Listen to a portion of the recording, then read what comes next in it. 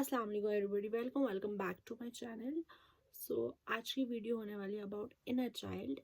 बहुत सारे लोग इस चीज़ के बारे में जानते होंगे मे बी, एंड बहुत सारे लोग इस चीज़ के बारे में नहीं जानते होंगे। सो आज मैं आपको एजुकेट करने वाली हूँ अबाउट इनर चाइल्ड। आज देयर इज़ आर्टिफिशियल इंटेलिजेंस। सो सब जगह आपको डेफिनेशंस मिल जाएंगी कि इनर चाइल्ड क्या है, कैसे हील करते, everything. But from my heart I wrote this thing कि इनर चाइल्ड क्या है, और वो मैं आपको पढ़ के सुनाना चाहती हूँ। ठीक है। Inner child is that child जो हम सब में है। वो छोटा सा बच्चा जो है हम सब के अंदर है। उसने अभी चीज़ें नहीं देखी है, वो देख रहा है अभी चीज़ें।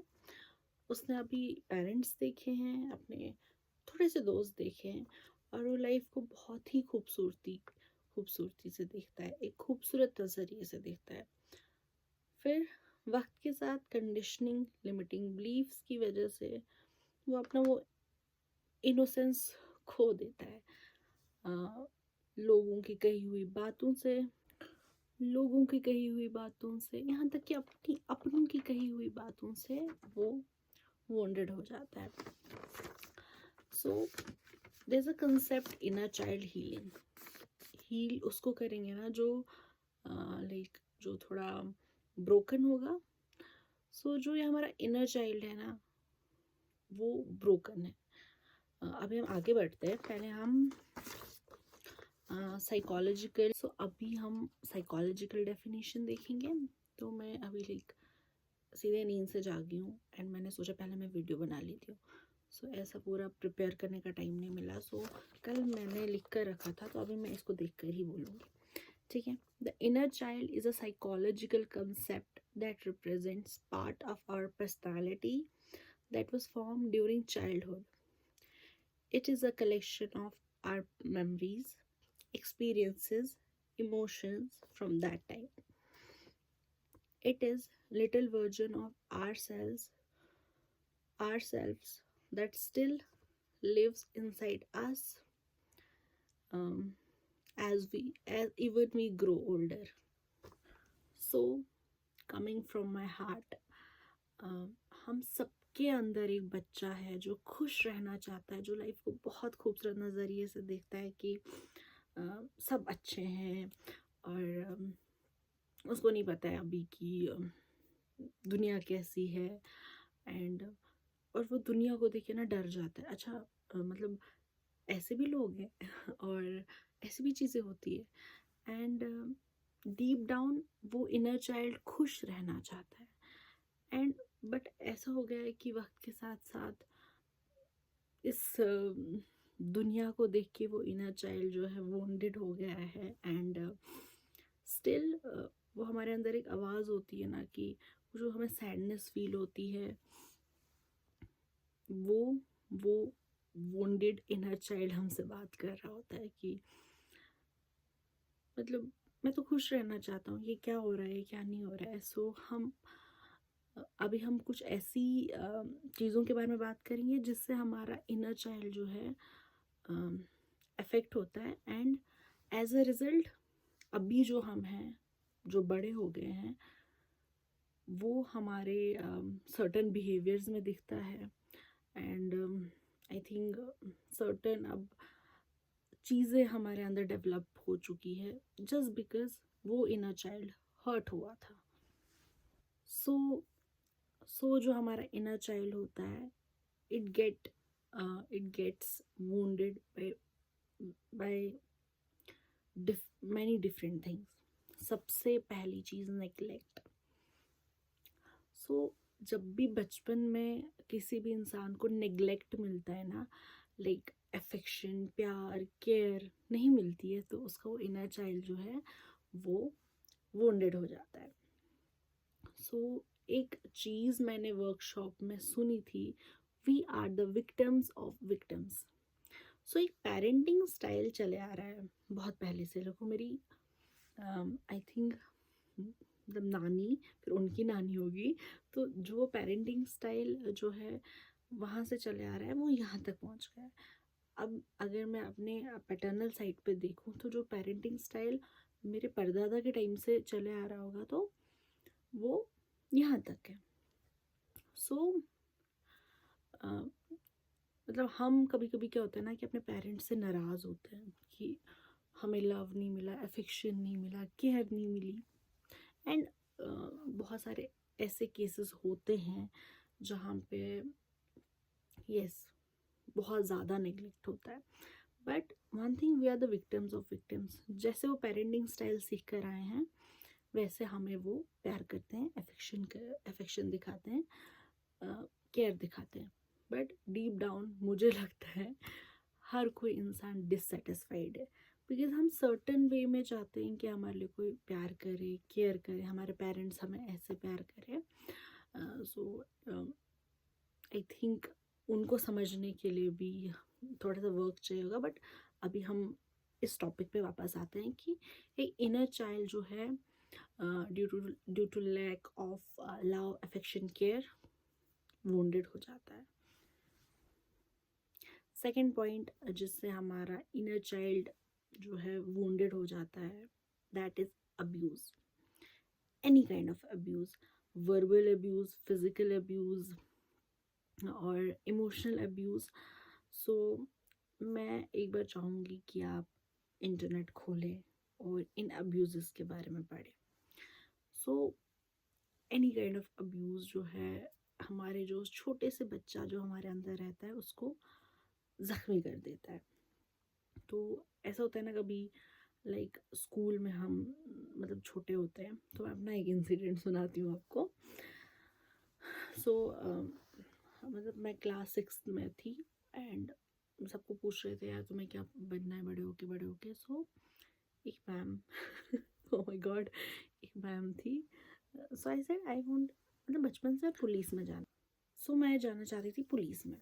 सो उन्होंने कहा, सबसे पूछ रहे थे एंड मतलब 6 में मैं बड़ी मस्तीखोर हो गई थी, पढ़ाई पे ज़रा ध्यान नहीं था मेरा।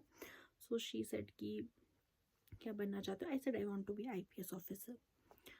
सो I want to be an IPS officer. She said इतना अच्छा पढ़ते भी हो आप कि IPS ऑफिसर बन जाओगे? तो वो अभी 6 क्लास छोटी सी बच्ची हूँ मैं, तो बड़ा मेरे दिल पे लग गया यार।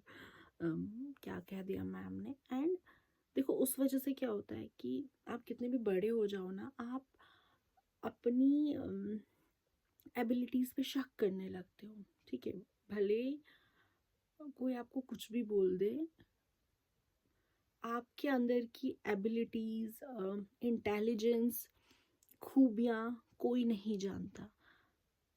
आई वुड से आपके पेरेंट्स भी नहीं जानते।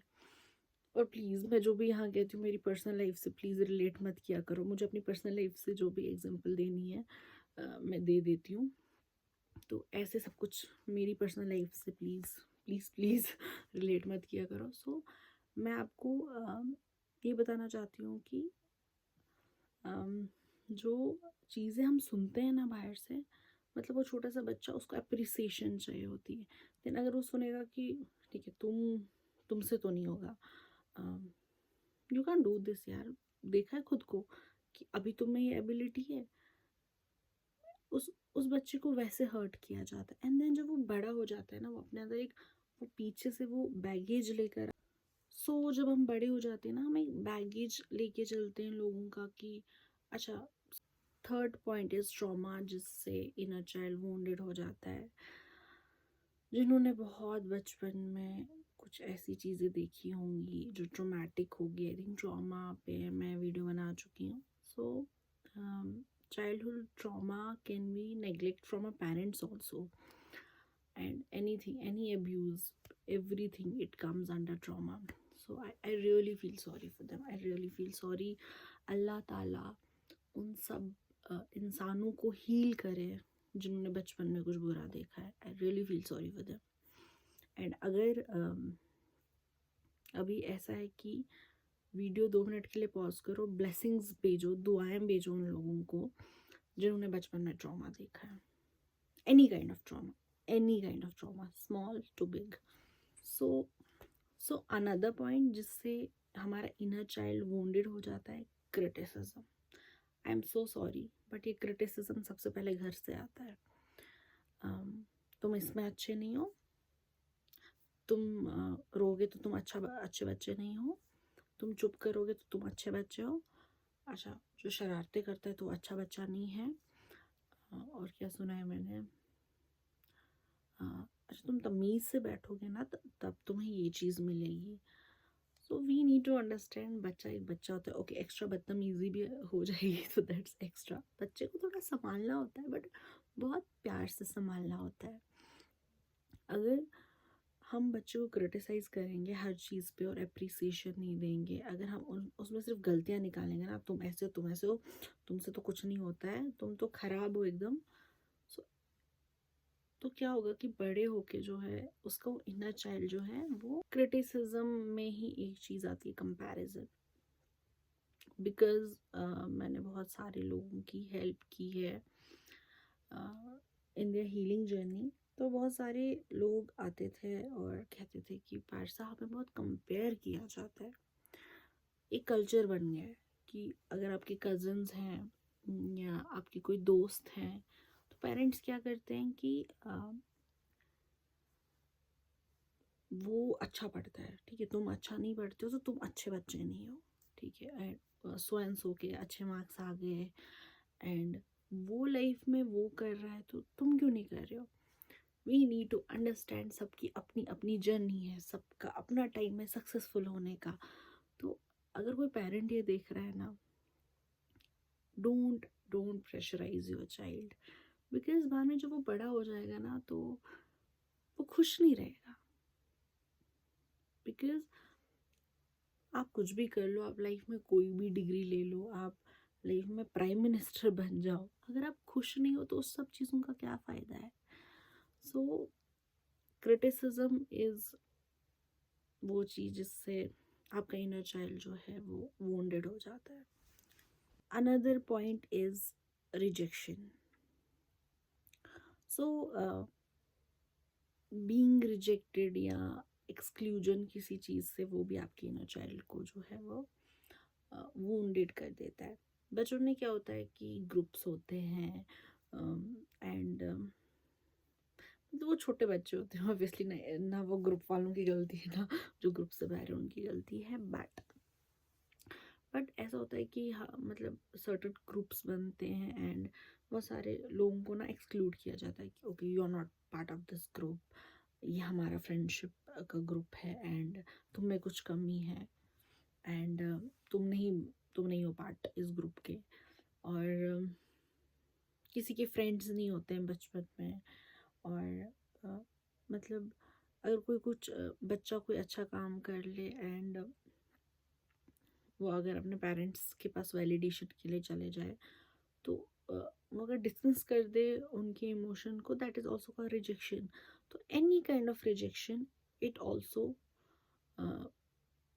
ये आपके इनर चाइल्ड को जो है ज़ख्मी कर दे। अगली वीडियो में हम बात करेंगे कि हम अपने इनर चाइल्ड को कैसे हील कर सकते हैं। ओके कैमरा थोड़ा ऐसा हो गया था। एक टेक्निक मुझे पता है जो मैंने यूज़ की थी, but I think I need to do more research, so I will come up with techniques जिससे आप इनर चाइल्ड हील कर सकते हो। मिलते हैं नेक्स्ट वीडियो में। Take care of yourself, take care of your mental health, take care of your inner child.